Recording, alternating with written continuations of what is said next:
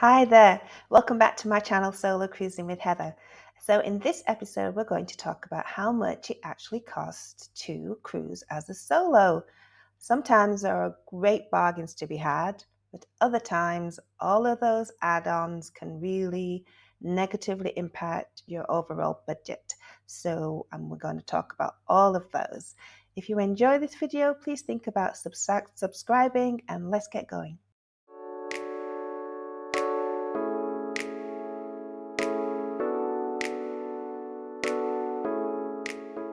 So first, I have a disclaimer. If you have an unlimited budget, hundreds and thousands of pounds in the bank, like to travel in luxury on the Viking cruise ships or seaborne cruise ships, then this video is not for you because you can afford to go anywhere you want and cruise in style any place you want. I don't think I've got anything to offer you in this video. So these videos are more for people like me who are retired and living on their pensions, their savings, the Social Security or National Insurance pension or whatever income you have available to you, and the ability to just pay thousands and thousands of pounds or dollars for cruises is not quite within your capacity. But you love to cruise and you want to be able to enjoy some fabulous itineraries, but not pay an arm and a leg, as we say in England. So this video is more for you. I have met some people on cruises that have paid just a £200 or £300 for an 11-day cruise, and then I've had other people be on the same cruise and they say, "What? How did you get that cruise so cheaply?" So we'll talk a little bit about what kind of strategies those people use to bag those bargains, and I'll give you some clues and tips at the end of the video that can help you bag some great bargains too. So one of the most important things to think about is when you're booking a cruise is what is included. So while the initial price might look very good, you really need to factor in other things. Even simple things like, is your airfare included if you're traveling from a port that's not in your home country? How are you going to get from the airport to the airport? How are you going to get from the airport then to the cruise ship? Do you have to factor in going one day ahead or maybe 2 days ahead of time if it's an international setting that's several thousand miles away from your home?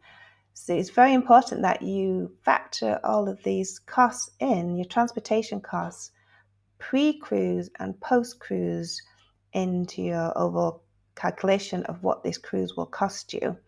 I heard on my Norwegian cruise that some poor people from America missed the cruise because they planned to get in a day ahead. But because of where they lived in the States, they had to first get a connection to a major international airport and then take a flight from that to the UK and get themselves then to Southampton. And so getting in one day ahead was not enough. And because they missed their connecting flights from their local airport to the international airport, they missed then their international airport, which meant that even the next day, getting that international flight would not get them into the UK in time to be able to get to Southampton to join the cruise. You have to plan for all of these potential mishaps. And so planning for and paying for getting into your departure port 1 or 2 days beforehand is definitely something you should factor into your costs. So one thing to note when you're looking at the price of the cruise is what is included and what's not. So if the airfare is included, the cruise lines can bulk buy discounted seat prices from the airlines, and so that could result in you getting a very good airline deal. However, the con of that is you have less control over that flight. You might have less control over what time your flight leaves, or how long a connection that you can have, or how early the flight will get in to the destination. I personally like control over my flights, and so I like to choose them myself, choosing which airport I'm departing from, arrival time, departure time, things like that. I like to have that under my control. I also like to choose my seat and not get to the airport and not know where I'm going to be sitting on an airline. So it all depends on what you prefer. Do you prefer to go a little less expensive but maybe have less control, or do you prefer to pay a little bit extra and ensuring that you have some control over your flight situation? Is entirely up to you. Also, when you're booking, often cruise lines will give the opportunity for you to include some kind of package. That package might include Wi-Fi, drinks, excursion discounts. While sometimes these can be worthwhile, it definitely is worth considering, will you utilize all of these benefits, or would you actually save money by paying for them separately as you use them on the cruise ship? So it's worth sitting down and looking at the total of the cruise with and without the additional package to see if it's going to be valuable and worthwhile for you. Some cruise lines are known to have great all-inclusive packages. For example, Virgin includes their Wi-Fi and non-alcoholic drinks in their cruise costs. NCL don't include any drinks unless you buy the free at sea package, which is not really free. Celebrity have lots of packaging that you can buy, and soft drinks, coffees, alcohol, depending on what your preference is. As Amara, well, they include some drinks in their cruise fare. River cruises often include it all, including Wi-Fi, drinks with lunch and dinner, and even your excursions. So it's all about buyer beware. Know exactly what your chosen cruise is going to include, and then factor in additional costs if it doesn't include everything you want. Alcohol packages are often a big upsell on cruise ships. But the question to ask yourself is, how much do you actually drink? I have an upcoming cruise in a few weeks, and my friend who I'm traveling with has pre-purchased the alcohol package. I don't drink that much, and for me, that would be a complete waste of money. There's no way could I get through 7 or 8 drinks a day to make purchasing the alcohol package worthwhile for me. However, if you like to have a few drinks, wine with your meals, cocktails in the afternoon by the pool, cocktails again in the evening after dinner, then an alcohol package might be worth the money for you. But what I encourage you to do is to seriously sit down and think about how much money you would spend a day on alcohol if you were to buy each drink individually versus buying the package. I think most cruise experts say that the alcohol packages are overpriced, and most people do not ever drink the amount of drink that would be required to make it worthwhile. So do your homework. And just another note about the alcohol packages: for solo female cruisers, I recommend not getting inebriated on cruise ships. Although cruises are very safe, whenever alcohol is involved in a situation, as women, we just need to be aware that not having full control of all your faculties can put you at risk for harm in some way. or put you at risk for someone taking advantage of you. And you never want that to happen to you. So please think about having a good time, but also take care of yourself as well. Specialty dining is another way for you to spend money or not. So most cruise ships have specialty restaurants. They'll often have a great steakhouse, sushi, hibachi restaurants, seafood restaurants, French restaurants, you name it, they've got it. So nobody loves food more than me. But I don't appreciate spending hundreds and hundreds of pounds just to have one nice meal. But if that's what you like and that's what you enjoy, just be sure to factor that into your budget. What you don't want is a big surprise at the end of your cruise of getting a huge bill because you decided to eat in a specialty restaurant every night. The costs can quickly add up. Now, some cruise packages include 1, 2, or 3 specialty dining certificates that allow you to try some of these restaurants. And that's a good way for you to try these different specialties without you having to factor that into your budget. But just to be aware that these restaurants are obviously quite expensive. And if you want to go for it, go for it. But just know that there's a cost.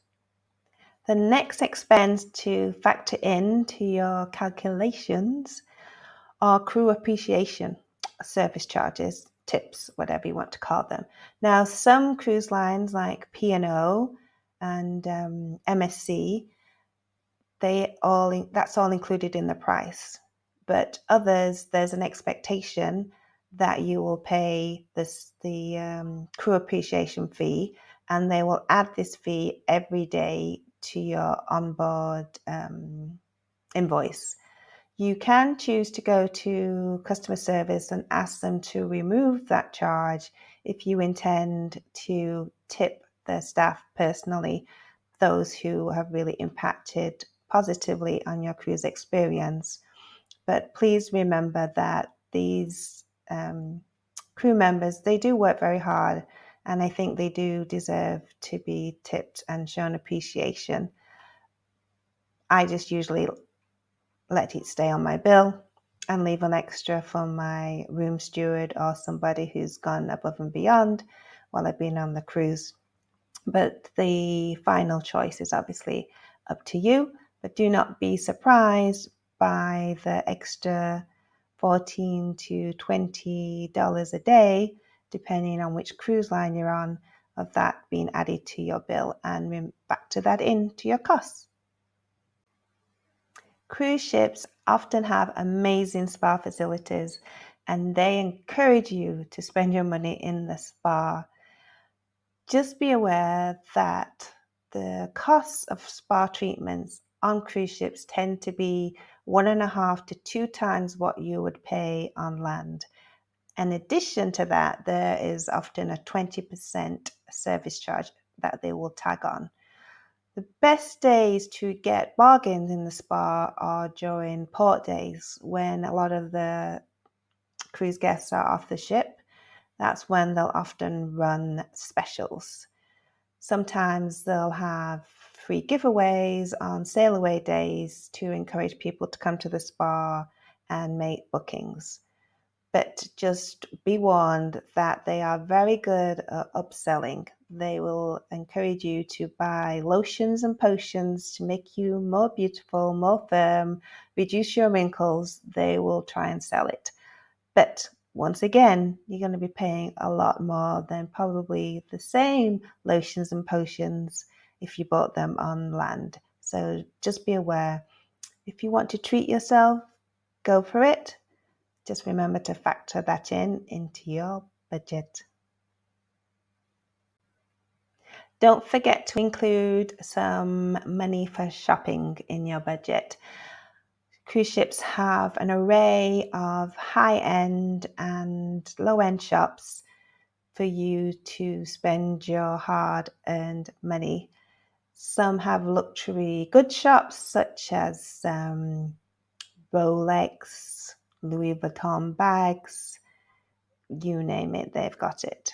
And they entice you to come to the shops with various special offers, various discounts, giveaways, you name it. They want you to spend money. Once again, these shops help increase the cruise ship's profits.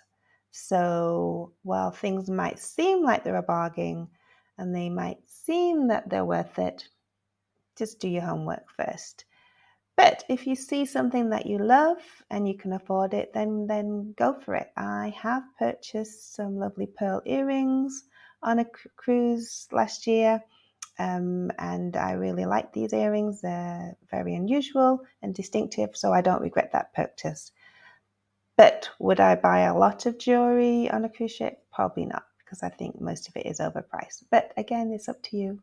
So you can also buy things like water cups, glasses, even clothing on a cruise ship. So there is lots of opportunity for you to be parted from your hard-earned money. So you can take advantage of them or not. One thing you definitely need to factor into your cruising costs are the costs of excursions, especially if you're going on a cruise that's very port intensive. Now, some ports are great. You can just walk off the ship and explore the town or city you're visiting only after a short walk. Some ports, the cruise company will offer shuttles for either a small charge or sometimes no charge at all. That will take you to your destination town. However, other ports of call, you really have to get an excursion if you're really going to experience the area in any kind of depth at all. And so the important thing is to factor in the costs of excursions into your overall cruise costs. Now, the actual cruise ships are notorious for the cost of their excursions. However, sometimes you might be better going with an external cruise excursion operator. I have used Get Your Guide and I have used Viator. I've also got together with other solo cruisers and hired a taxi to take us from point A to point B and back again, and that was very cost effective as well. So maybe getting together with some of your solo cruise companions to see if you want to do something like that, hire a van or hire a taxi to take you where you want to go, could end up saving you hundreds of pounds or dollars in the long run. But the bottom line is factor in the costs of these excursions into your overall cruise costs because they can mount up very quickly. So I think I have included most of the things that will cost you additional money when you take a cruise. Now, of course, let's go back to some of those luxury cruise companies I talked about that I personally can't afford to sail with. Some people argue that in the end, these companies can actually be of more value because everything is included. So when you're looking for that perfect itinerary, if it's a luxury brand that has that itinerary that you want, I encourage you to really have a close look at them and what's included. Because if at the end of the day, they include alcohol, Wi-Fi, gratuities, excursions, it might be worth paying a few hundred more to sail with them than going with a cheaper cruise line, but then you're having to pay for all of these extras one after the other after the other. So my bottom line is to do your homework. My first cruise that I took, I didn't do my homework and I ended up paying a lot of money extra than the actual cruise cost. But since I've been cruising quite a bit now, I've really learned that what I want to spend my money on and what I don't want to spend my money on. And it's just a matter of doing your homework first and then not being surprised by a huge bill at the end of your cruise. And that's my goal of this video, to prevent that from happening to you. My number one tip is to do your homework. Now, are bargain cruises out there? Absolutely. If you are a solo traveler and you have lots of flexibility, as I do, as you're retired or you have flexibility with your job, last minute cruises can be amazing for bargain hunters. There was a gentleman on the Norwegian cruise that I went on earlier this year, and he paid less than £500 for a solo cabin on an 11-day cruise from Southampton to Reykjavik. And he managed to snag that because he agreed to go on the cruise 3 days before the cruise was departing, and he could get himself both to Southampton and home from Reykjavik. So while I paid closer to £1,500 for the same cruise, he paid less than £500.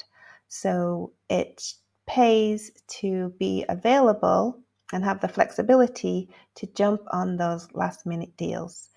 Another tip is to find yourself a good cruise travel agency. It's one that specializes in solos and that's passion for cruises, and they often will have some great deals for solos. But there are others out there. Another search engine I use and company I use is Vacations to Go. They also will often have some great values, especially for solos.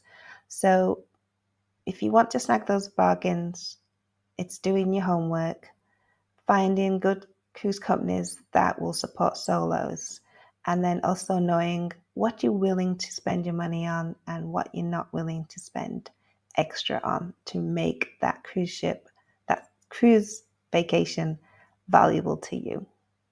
So I hope you've enjoyed this video. If you have, then please think about subscribing. It helps me to grow my channel, and I will look for you in the next one.